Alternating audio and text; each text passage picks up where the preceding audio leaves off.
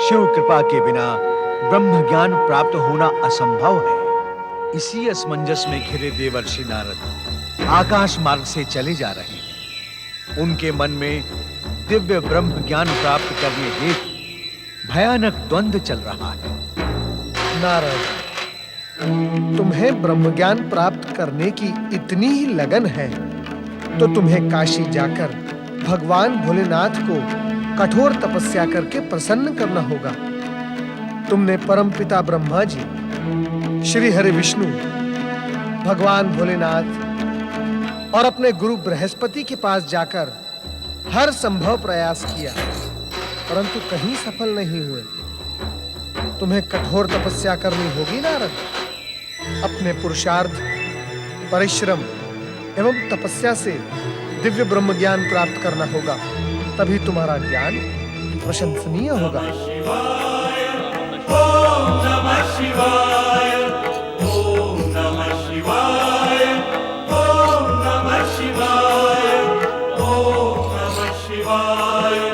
नारायण नारायण, इतनी गहन रात्रि में ये कौन युवक इतनी कठोर तपस्या कर रहा है?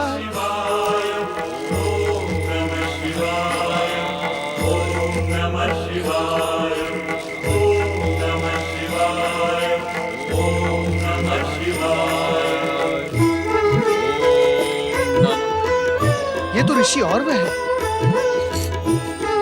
परंतु ये इतने क्रोधित क्यों है?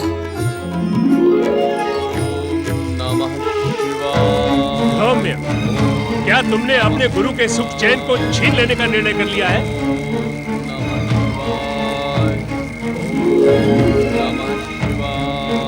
सौम्य, क्या तुमने अपने गुरु की प्रतिष्ठा समाप्त करने के लिए इस आश्रम में प्रवेश किया है? नमः शिवाय। उत्तर दो सौम्य। नमः शिवाय। तुम अपने गुरु की अवहेलना कर रहे हो। ये शिक्षा तुम्हें कहां से मिली? नमः शिवाय। हमने तुमसे पहले भी कई बार कह दिया है कि दिव्य ब्रह्म ज्ञान तुम्हें इस आश्रम में प्राप्त नहीं होगा। उसके लिए तुम्हें काशी जाकर शिव आराधना करनी होगी। नमः शिवाय। मेरी अवहेलना करके तुम मेरे क्रोध को जागृत कर रहे हो सौम्य। पर्वत के समान जमकर बैठ गए हो यहाँ। हटी कहेंगे। मेरे क्रोध का परिणाम भयंकर होगा। तुम जन्म जन्मांतर तक अज्ञान के अंधकार में भटकते रहोगे सौम्य, किंतु ब्रह्म ज्ञान तुम्हें कभी प्राप्त नहीं होगा। नमः शिवाय। दुष्ट सौम्य, तपस्या के बहाने अपने गुरु का अपमान करना ही तेरा ध्येय है। हम तुम्हारी ये कुचेष्टा कभी सफल होने नहीं देंगे। नमः शिवाय। हम तुझे श्राप देते हैं कि तू इसी क्षण कपोत पक्षी का रूप धारण कर अज्ञान के अनंत आकाश में भटकता रहे।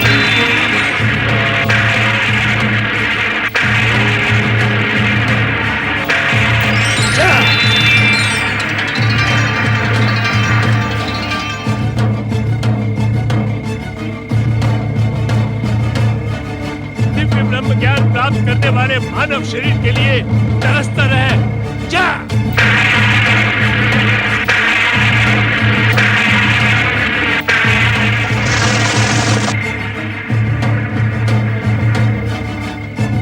अभी भी तू मेरा पीछा नहीं छोड़ रहा है दुष्ट। नारायण नारायण। देवर्षि नारद, अहो भाग्य जो आपने पधारकर इस आश्रम को पवित्र कर दिया। और वह ऋषि, आपकी तपस्या एवं शिव भक्ति की मैंने बहुत कीर्ति सुनी थी, परंतु आपका आचरण देखकर मुझे अपार दुख हुआ है। भगवान भोलेनाथ की आराधना करने वाले अपने ही शिष्य को आपने ऐसा कठोर श्राप दिया। देवर्षि, ऋषिवर, ये आपने क्या किया? मुझे क्षमा कर दे ऋषिवर। क्रोध ने मेरी बुद्धि को भ्रष्ट कर दिया। परम ज्ञानी होने के पश्चात भी क्या आपको ये ज्ञात नहीं ऋषिवर कि क्रोध किसी दूसरे का नहीं, क्रोध करने वाले का ही नाश करता है। मेरी बुद्धि का नाश हो गया देवर्षि। अब मैं शिव आराधना कर अपने पाप का प्रायश्चित करूंगा। नारायण नारायण। क्या जानबूझकर पाप करने वाले का अपराध इस प्रकार प्रायश्चित करने से समाप्त हो सकता है ऋषिवर? तो फिर मैं क्या करूं देव ऋषि? मेरा श्राप कभी असत्य नहीं होता। ऋषिवर, मुख से निकला शब्द और धनुष से निकला बाण कभी लौट कर नहीं आते। कोई मार्ग तो होगा ऋषिवर, कृपया मेरी सहायता कीजिए। नारायण नारायण। अब आपकी सहायता इस संसार में भगवान भोलेनाथ के अतिरिक्त अन्य कोई नहीं कर सकता। ओम नमः शिवाय। हे भोलेनाथ, मुझे क्षमा करना भोलेनाथ, मुझे क्षमा करना। ओम नमः शिवाय, ओम नमः शिवाय, ओम नमः शिवाय, ओम नमः शिवाय, ओम नमः शिवाय, ओम नमः शिवाय, ओम नमः शिवाय, ओम नमः शिवाय। माता पार्वती कहीं दिखाई नहीं दे रही है, न जाने कहाँ है।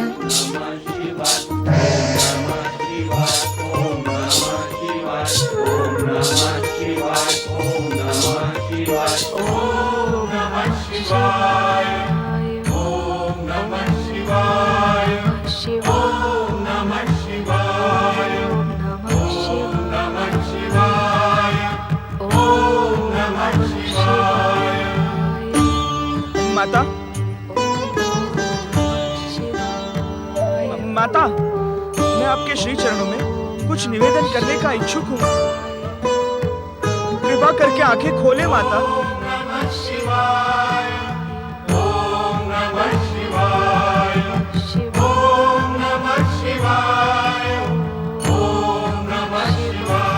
श्री गणेश,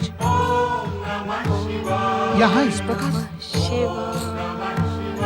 मैं कहीं स्वप्न तो नहीं देख रहा हूँ? माता, माता, अपने अखंड ज्ञान को तनिक विराम दे। मैं आपकी सेवा में कुछ निवेदन करने के लिए ही यहाँ उपस्थित हुआ हूँ। पुत्र गणेश, तुम यहाँ इस समय?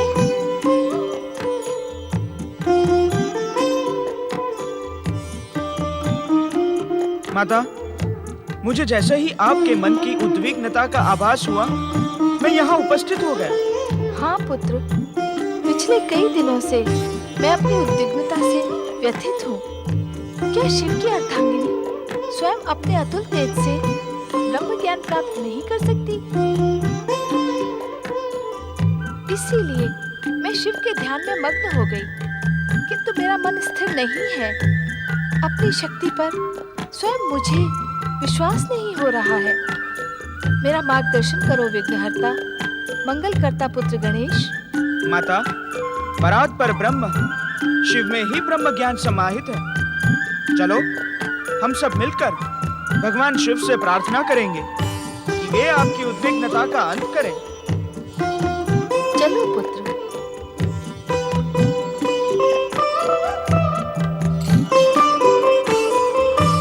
प्रणाम माता। माता, मैं भी दिव्य ब्रह्मज्ञान प्राप्त करने की आशा लेकर स्थान स्थान भटक रहा हूँ। मेरी इस जिज्ञासा का अंत केवल आप ही कर सकती है मातेश्वरी। देवर्षि नारद, आप हमारे पूज्य हैं तथा मेरे माता पिता के परम भक्त हैं। आपकी आकांक्षा एक दिन माता पार्वती अवश्य पूर्ण करेंगी। नारद, इसी प्रकार शिव भक्ति करते रहो। उसे ही मैं तुम्हारी कठोर तपस्या मानकर तुम्हें वचन देती हूँ कि जो कुछ मुझे प्राप्त होगा वो तुम्हें भी प्राप्त होगा। माता कुमाता न भवती। माता, आप अंततः माता हैं, करुणा की मूर्ति, दया की देवी। चलो समाधि स्थल पर चलें।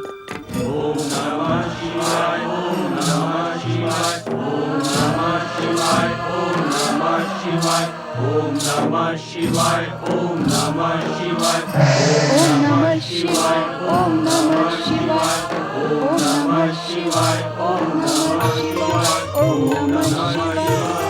कैलाशपति भगवान भोलेनाथ की माता पार्वती एवं मंगलकर्ता श्री गणेश की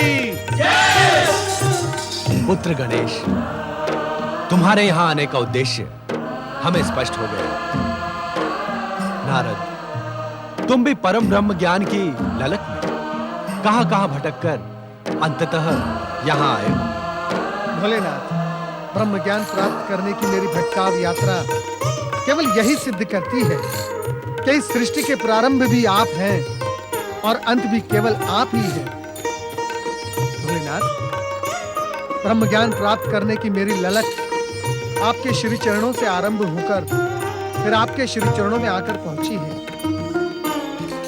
मुझे विश्वास है कि मेरी इस भटकाव यात्रा का अंत अब निश्चित होगा।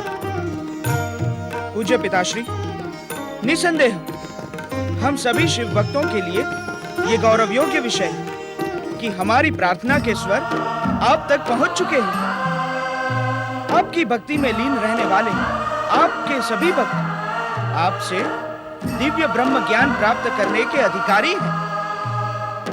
किंतु प्राप्त वही करेगा जो आपकी कृपा का पात्र बनेगा। भोलेनाथ, मैं आपके चरणों में एक नम्र निवेदन करने का इच्छुक हूँ।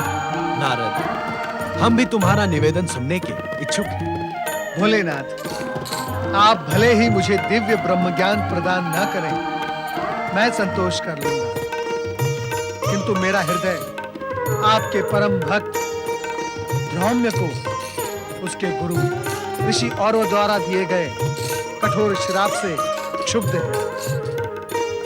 उस निरीह धौम्य को आप अपनी कृपा का कृपया दान करें, यही मेरा निवेदन है। तुम्हारी लोकहित भावना से हम अत्यंत प्रसन्न हुए ना, और शिष्य धौम्य के लिए तुमने अपने निजी स्वार्थ का त्याग कर अपनी माता पार्वती के दिए हुए वचन को पूरा करने में हमारी सहायता की। तुम्हारी कामना एक ना एक दिन अवश्य पूर्ण होगी।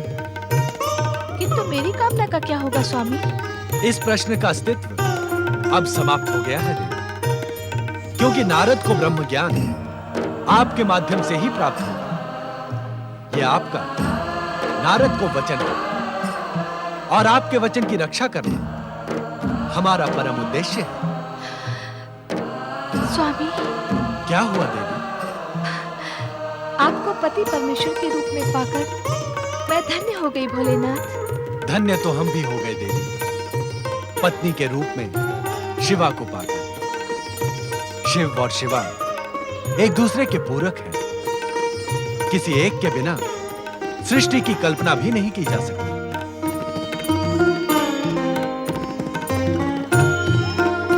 परात्पर ब्रह्म परमेश्वर शिव शंकर तथा शक्ति स्वरूपिणी माता पार्वती की जय। भोलेनाथ, कहीं मुझे प्रोत्साहन देते देते आप नारद, तुम्हें स्मरण करवाने की आवश्यकता नहीं है। धौम्य को उसकी तपस्या एवं शिव भक्ति का प्रतिफल अवश्य मिलेगा। तुम सब भी ब्रह्म ज्ञान पाने के अधिकारी बन गए हो। प्रतीक्षा करो, तुम्हें तुम्हारा मनोवांछित ब्रह्म ज्ञान अवश्य प्राप्त होगा। बोलो हर हर हर महादेव। हर हर महादेव, हर हर हर महादेव, हर हर हर महादेव। हर हर महादेव के स्वर से कैलाश गुंजायमान हो उठा। भोलेनाथ से ये आश्वासन पाकर भी कि देवी पार्वती द्वारा देवर्षि नारद को दिव्य ब्रह्म ज्ञान की प्राप्ति होगी, पार्वती निश्चिंत नहीं होती। उनके मन का द्वंद्व बारंबार ये प्रश्न उठाता है कि स्वामी का दिया आश्वासन सत्य होगा अथवा नहीं। दूसरी ओर मध्य रात्रि में भोले शंकर जब अपनी समाधि से जागते हैं तो देवी पार्वती को समाधि स्थल पर न पाकर उनके कक्ष की ओर पलायन करते हैं। ओम नमः शिवाय। नमः शिवाय। ओम नमः शिवाय। ओम नमः शिवाय। अपने ध्यान को विराम दो देवी, हम आ गए। स्वामी, आप यहाँ इस समय? हाँ पार्वती, समाधि में हमने देखा कि विश्राम काल में भी तुम हमारा ध्यान लगा रही थी, किंतु हमारे आश्वासन के उपरांत भी तुम्हारे हृदय का द्वंद समाप्त नहीं हुआ। ध्यान अवस्था में भी तुम ब्रह्म ज्ञान के विषय में ही विचार कर रही थी। हाँ स्वामी। तुम्हें अब उस विषय में हमसे चर्चा करने में भी संकोच हो रहा है। क्यों? सत्य है ना? आपके श्रीमुख से निकला प्रत्येक शब्द सत्य की प्रामाणिकता है स्वामी। तो संकोच मत करो, स्वयं अपनी अनुभूति हमें बताओ। आप तो सब कुछ जानते हैं सर्वेश्वर। हाँ, जानते हैं, किंतु तुम्हारे शब्दों में सुनने के इच्छुक हैं। ऐसा हट क्यों स्वामी? ये हट नहीं देवी, उपचार है। उपचार? हाँ देवी, किंतु अभी तुम इस पर संदेह न करो, मात्र अपने विचार बताओ। आपकी तपस्या करते समय मैं यही सोच रही थी कि क्यों न मैं स्वयं अपनी तपस्या से ब्रह्म ज्ञान प्राप्त करके आपको आश्चर्यचकित कर दूं।